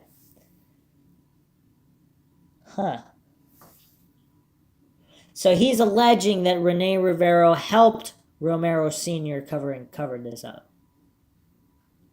A surprising amount of deaths and misfortunes seemed to plague the group of people involved with her disappearance. Of the 4 boys suspected of her abduction and murder, only one is believed to be alive today. One of the unnamed suspects, in some poetic justice, was supposedly hit by a truck and died. I was not able to verify his death, but I've read this from multiple witness reports. Former Sheriff and Commissioner Lawrence Romero Sr., considered by witnesses to play an influential role in the cover-up of Calico's murder, suffered the loss of 2 children since then. Romero Jr. was cited by various witnesses and was believed to be the boy that struck Tara with a vehicle, abducted and murdered her, then buried the body somewhere in Valencia County. To get an idea of what a lunatic he was, I was able to verify that in 1991 he died from a self-inflicted gunshot wound playing an actual game of Russian roulette. Romero Sr. then lost a daughter in 2013. And again, this story about the Russian roulette, that sounds a little bit far-fetched. Perhaps one of his drug associates wanted to take him out, and if they were arguing shortly before, and they were drunken and or high, again, this is not an uncommon situation among drug users and dealers. Charles Houghton made a chilling confession to Donald Dutcher, saying that he was constantly haunted by her voice. According to Dutcher, Houghton took the easy way out. I wasn't able to uncover any details about his apparent suicide, but I believe it was drug-related. Houghton's death was indeed verified by an obituary from 2008. As for Sheriff Rene Rivera, he ended up losing his position as chief in 2010. and has long been criticized by locals for being corrupt and perpetuating the crime that's plagued Belen. A simple Google search will reveal a rabbit hole of complaints and discussion related to Rivera. Mystery still surrounds the case. The task force ended their investigation in 2014 and won't be reopening it unless a confession is made or a body is discovered. Tara is still missing. It's quite curious, though, because early on, what was it, in 91, supposedly there were 3 suspects that committed suicide at that point.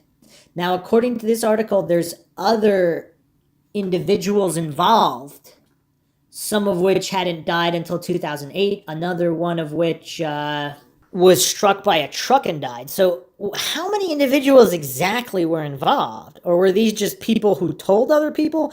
And this was all considered an open secret in town? And how can they not verify what kind of truck the sheriff's son was driving? Or is this a second or third vehicle? If he has another main vehicle, that might make more sense, and then they drove it there and just simply switched the plate at a junkyard or something. I don't know. This is highly bizarre. A couple more little details here. There were rumors that she had been getting threats, that Tara Calico was getting threats, and also that Jeff Abeda was a drug dealer, possibly running in a drug dealing gang in conflict or competition with Romero Jr.'s. And some of these individuals could have been involved in this plot. And there was actually a People magazine article, late August 2017. The article came out June 2018, where in this article it says, witnesses said Calico was followed that morning by a pickup truck, and investigators learned that in the months before she went missing, threatening notes were left on her vehicle. Interesting. And people were also possibly stalking her mother, which is why she stopped biking. Why is this not known early? This is really bizarre. I don't know. This is really bizarre. So apparently she had broken up with this. Is Abeda her ex-boyfriend or her current boyfriend at this time? This is all very, very bizarre. I knew my parents knew immediately that some foul play had happened, says Chris Calico, Tara's older brother, 52. We didn't have any idea what.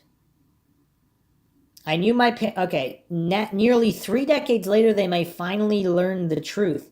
Tara's case has seen a flurry of activity in recent years. A multi-agency task force examined it in 2013 and 2014, a key burst of momentum, and both the FBI and Valencia County Sheriff's Office are probing at least 2 living local suspects. So how many people were involved if all these other people died or committed suicide, and now there's still 2 living local suspects?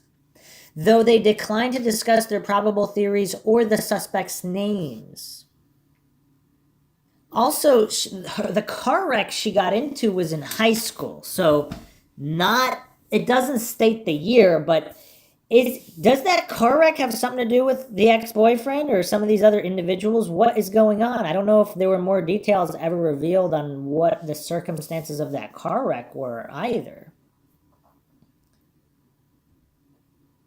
Law enforcement sources tell people that Tara may have been taken by someone whom she knew.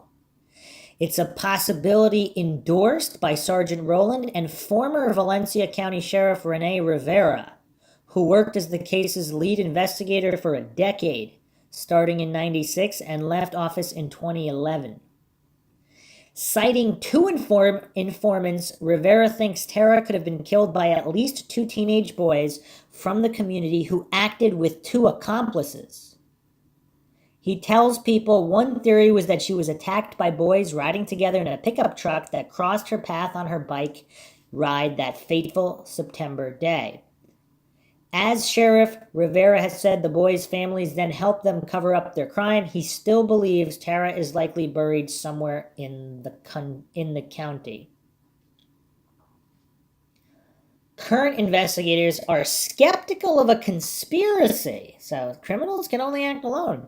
Although both Rivera and Ron Lopez, a retired chief deputy district attorney long involved in the case, acknowledge previous complications, such as information that seemed to leak from within the sheriff's office. So there's all these complications and yet no conspiracy. And it just goes on to highlight Melinda Esquivel and her podcast documentary. But that's curious. So 4 main perpetrators and then family members and or other friends and gang members might have also known about it? Or drug dealers? Huh. Another article here is on TaraCalico.com. Belen, New Mexico is one of New Mexico's greatest mysteries. A young woman from a small, typically seen as safe town vanished without a trace. Rumors and so many questions have been circling for the last 29 years. Now there is renewed hope that answers may also finally be found regarding the disappearance of Tara Calico. This isn't just an urban legend, just a story out there or a photograph or something people heard about or warned kids about. Michelle, Tara's sister, said, "This was a person and she deserves it." Her sister Michelle is not ready to stop looking, and after years of disappointment, she is now taking matters in her own hands with the help of a friend. Melinda Esquivel didn't have many friends until she bonded with Tara on a band trip in high school.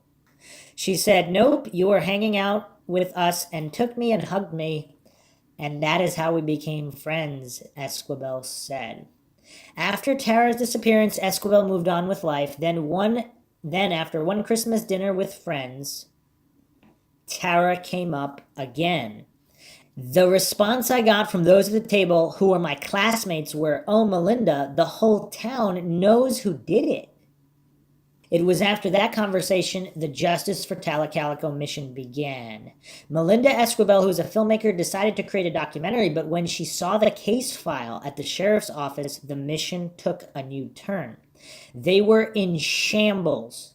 There were files with people's names on it, and there was nothing in there, Esquivel said.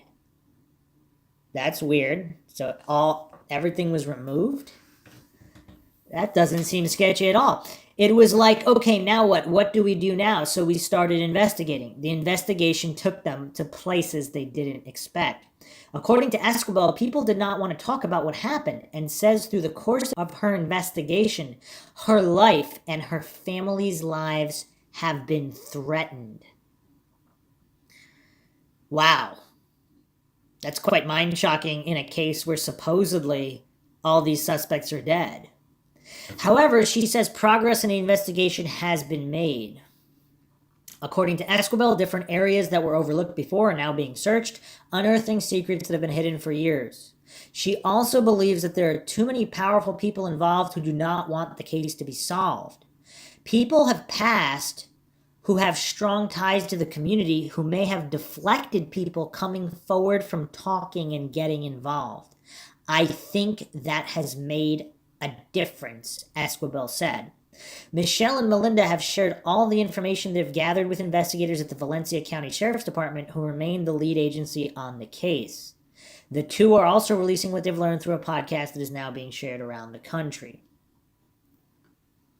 Hollywood stars and many others are joining the fight Justice for Tara, despite the picture many believed could have been Tara found in a parking lot in Port St. Joe, Florida, months after her disappearance. Michelle and Melinda believe the story goes no further than Valencia County.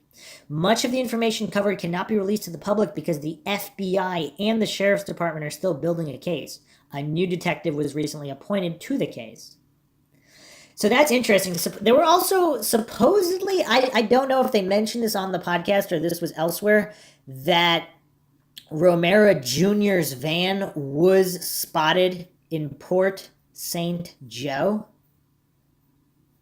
at approximately that year. I don't know what that means. Would that be too coincidental or near Port St. Joe? However, Michelle and Melinda do not believe that the story ever leaves Valencia County, this whole situation. So all quite bizarre, with so many mind shocks. But it's curious because at the time, for people just reading the case in passing, like they do nowadays for a lot of cases. I covered quite a bit of cases, and there are always coincidence theorists and authority worshipping cultists who never think that police could ever be involved in any kind of cover up. So they don't even entertain these notions that they consider outlandish conspiracy theories. But in a certain amount of cases, this is actually what happens, and that's why the case remains unsolved. So it's very curious why so many coincidence theorists out there refuse to acknowledge the possibility.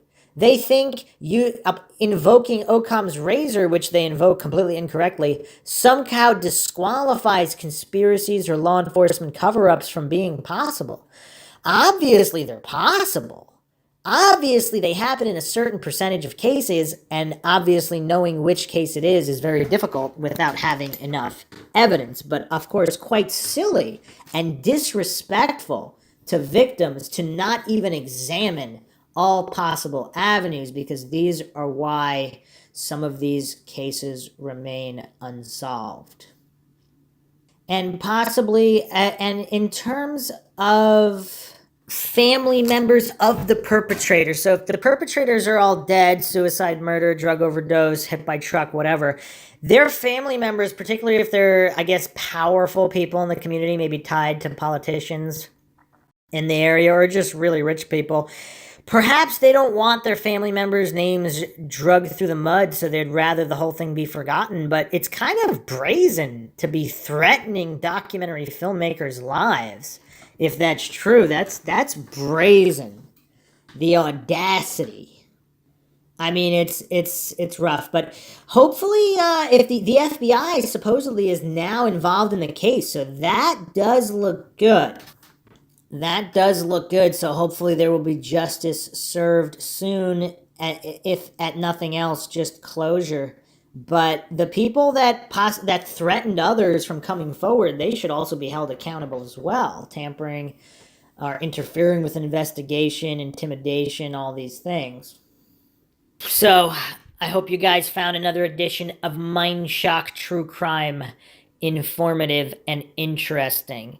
If you did and you want to support the podcast, you can donate to our PayPal. Just check the link in the description. Make sure you subscribe to the channel. Hit the bell for notifications. Make sure you allow your device to have those notifications come through. You can also just go to youtube.com/MINDSHOCK to manually check for updates and peruse our ever-expanding back catalog. If you want to keep awareness up in this case, hit that like button, share it across social media platforms, of which you can find us on Twitter, Facebook, Reddit, and Patreon. Patreon is to get a priority for case topic, logical analysis, co-podcaster requests. Questions, comments, theories, thoughts, suggestions, rebuttals of any kind, leave them in the comments section. This is Bruce McGuire signing off. Catch you guys next time.